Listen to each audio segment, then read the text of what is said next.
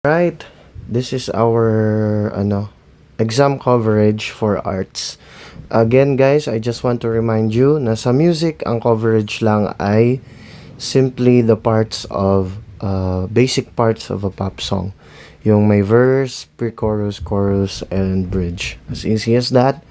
You only need to have the basic understanding of those parts. Okay, without further ado, ito po yung sa arts. This might be confusing because you might say, sir, dapat arts, 'di ba? Pero bakit Philippine Opera and Music Play? Kasi 'di ba may music sa lalo na sa mga musical play.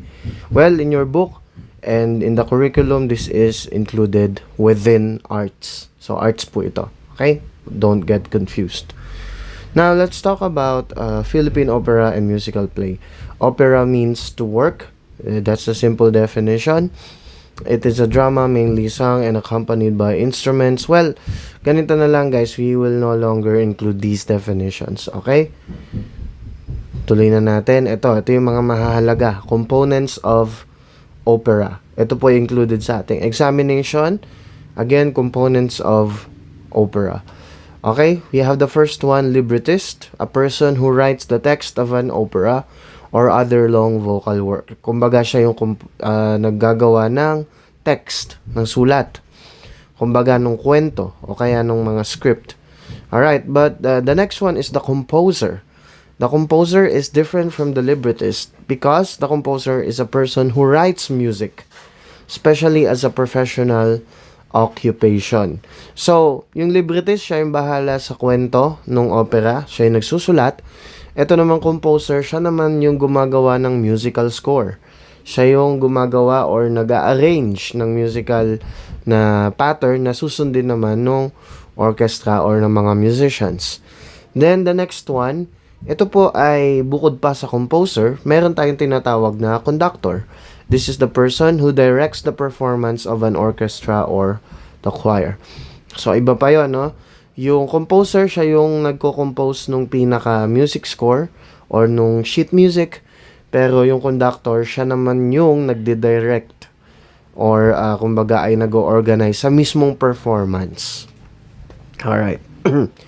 Then we have the dancers. This is self-explanatory, a person who dances. Soloist, a singer or other musician who performs a solo.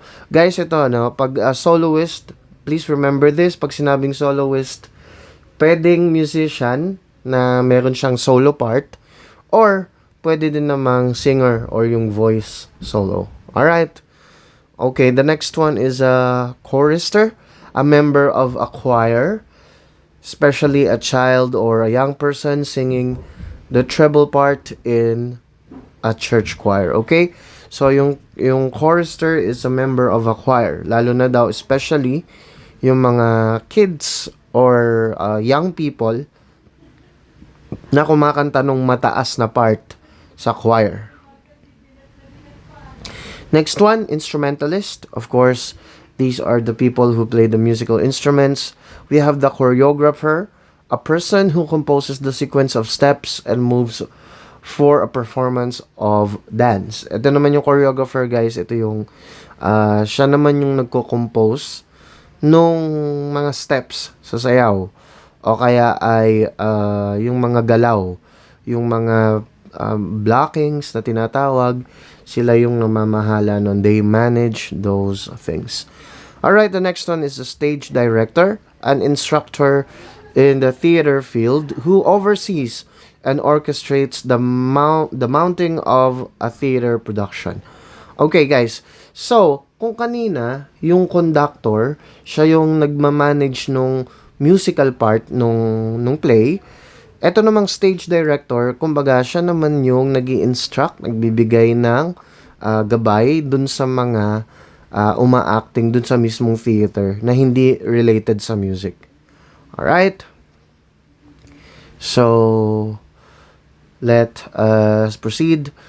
Lighting designers creates a lighting design that will properly showcase the performers and the setting, varying the design throughout the production to meet the action on stage.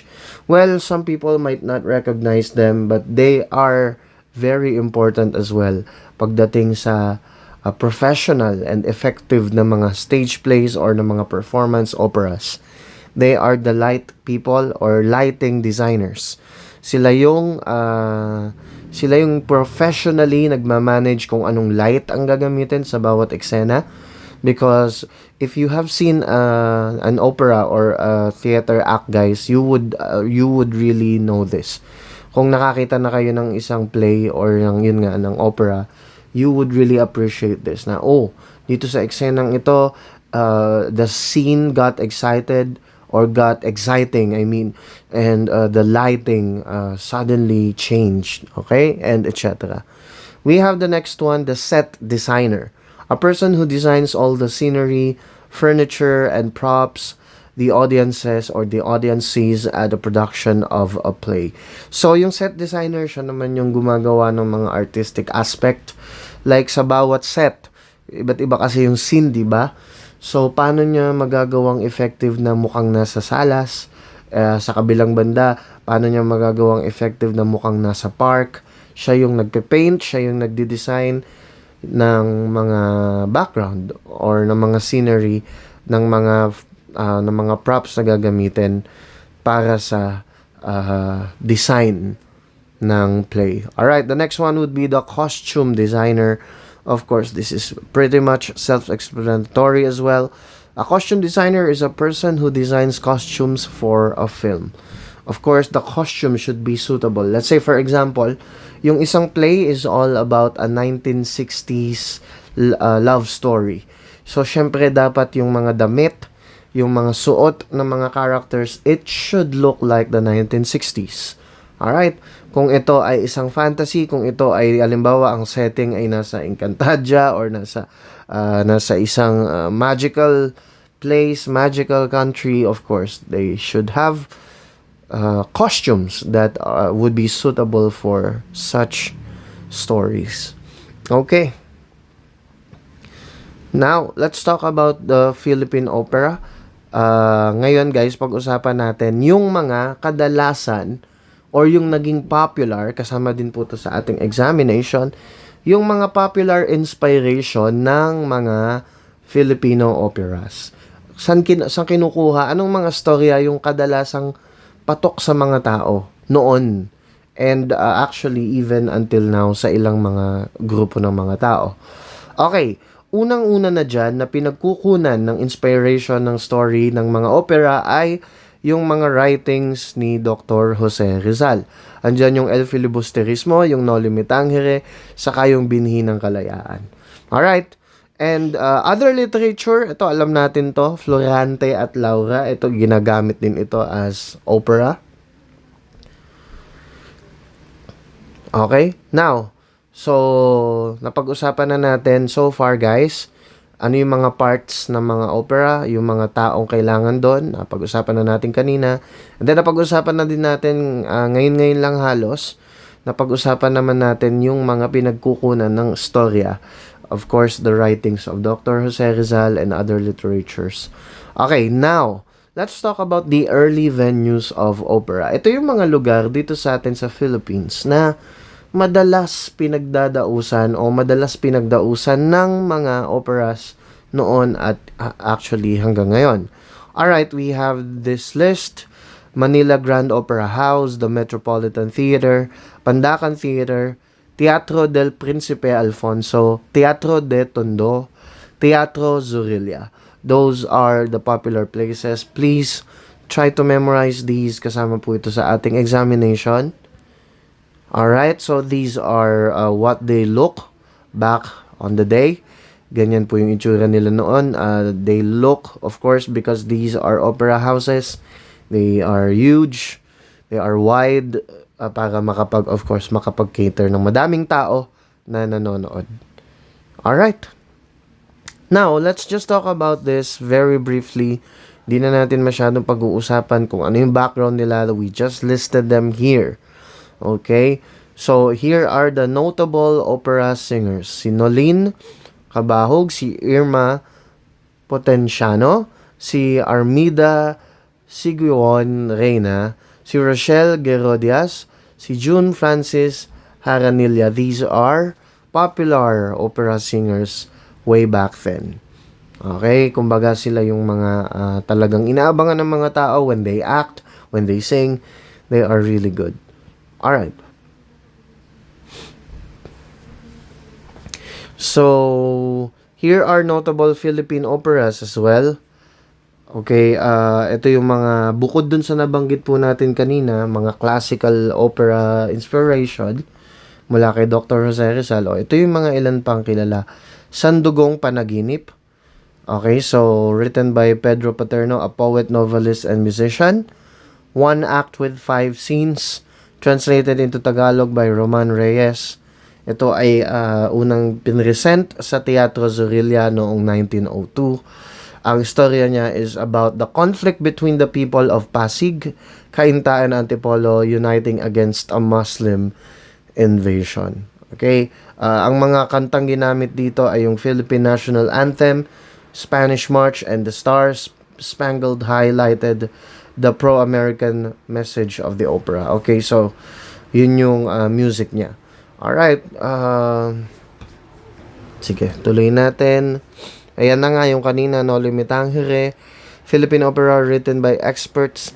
Siyempre, si Dr. Jose Rizal lang nagsulat nito nung original na story, but kailangan siyang i-rewrite in an opera form, of course, no? So, ang nagawa nun ay si Felipe Padilla de Leon, okay? Sa music. Tapos, ang naging libreto niya ay si Guillermo Tolentino. Si Lucio San Pedro, Lucino Sacramento, and Felipe Padilla de Leon, sila naman yung nag-orchestrate or gumawa ng orchestration.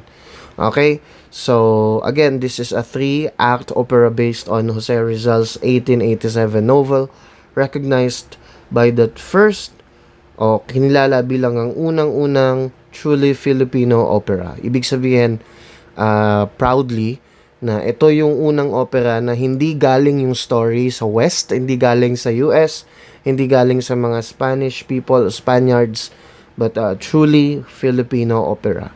Alright, this is No Limit Tangere. Ito pa, isang sumikat na opera noon, yung La Loba Negra, created by Francisco Feliciano. 3-act Philippine opera has an expressionist style in terms of contrast in pitch and instrumentation, abrupt change in keys and meters, instrumental timbre. So, hindi na natin sasama yung mga ganong details, no? Siguro dito, just review yung La Loba Negra, tapos kung sino yung nag-compose. Created by Francisco Feliciano. Alright? Don't worry, madali lang naman yung magiging exam natin sa arts. Sa music din, nabanggit ko na sa inyo yan, ano? Okay, si San Andres B. Ito yung isa pa ding opera. 2 acts. Alright, did not portray the biological sketch of Andres Bonifacio but about the 1806 revolution. So, yun na lang yung tandaan nyo dito sa part na to. It's all about, oops. Okay. Wait. It's all about the 1806 revolution. Alright? Sige guys, I think that's pretty much it for this. I know there are other things. Mayroon pang ibang part nung PowerPoint, pero hanggang dito na lang yung coverage ng examination. So I hope you would review well. Okay? So that's it.